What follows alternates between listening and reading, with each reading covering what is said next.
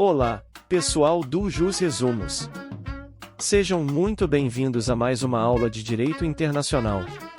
Hoje, daremos continuidade ao tema da cooperação internacional, focando especificamente na esfera penal, e depois mergulharemos no importante conceito de nacionalidade no direito brasileiro.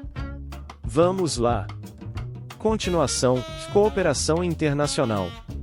Cooperação Jurídica Internacional em matéria penal. No Brasil, a autoridade central para a cooperação jurídica internacional em matéria penal é o Ministério da Justiça e Segurança Pública, por intermédio do Departamento de Recuperação de Ativos e Cooperação Jurídica Internacional da Secretaria Nacional de Justiça, DRCI e Senajus.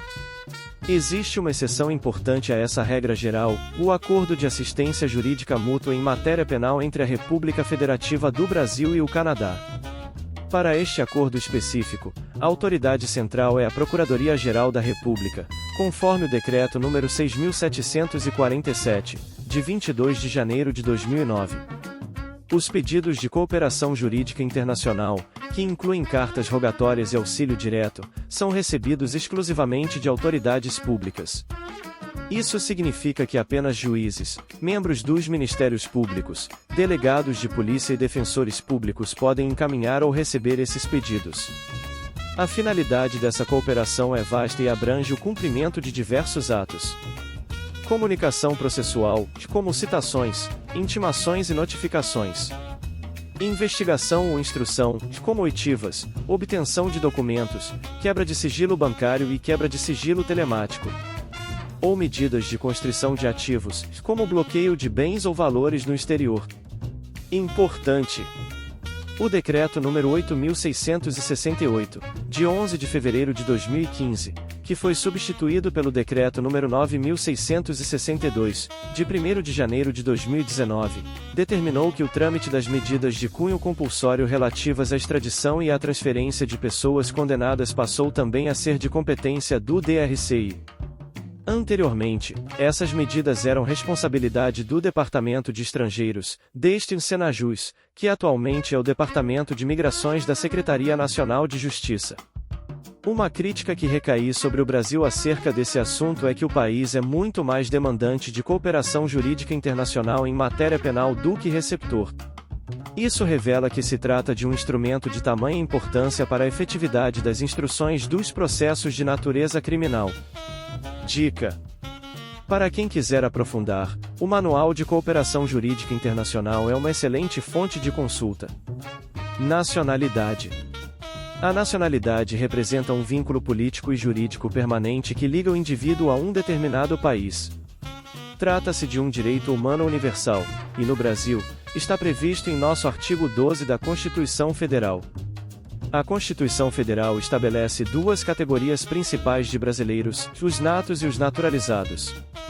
Natos são e nascidos na República Federativa do Brasil, ainda que de pais estrangeiros, desde que estes não estejam a serviço de seu país, critério do jus soli, ou nascidos no estrangeiro, de pai brasileiro ou mãe brasileira, desde que qualquer deles esteja a serviço da República Federativa do Brasil, critério do jus sanguinis em serviço, ou nascidos no estrangeiro de pai brasileiro ou de mãe brasileira, desde que sejam registrados em repartição brasileira competente ou venham a residir na República Federativa do Brasil e optem, em qualquer tempo, depois de atingida a maioridade, pela nacionalidade brasileira, critério do jus sanguinis com opção.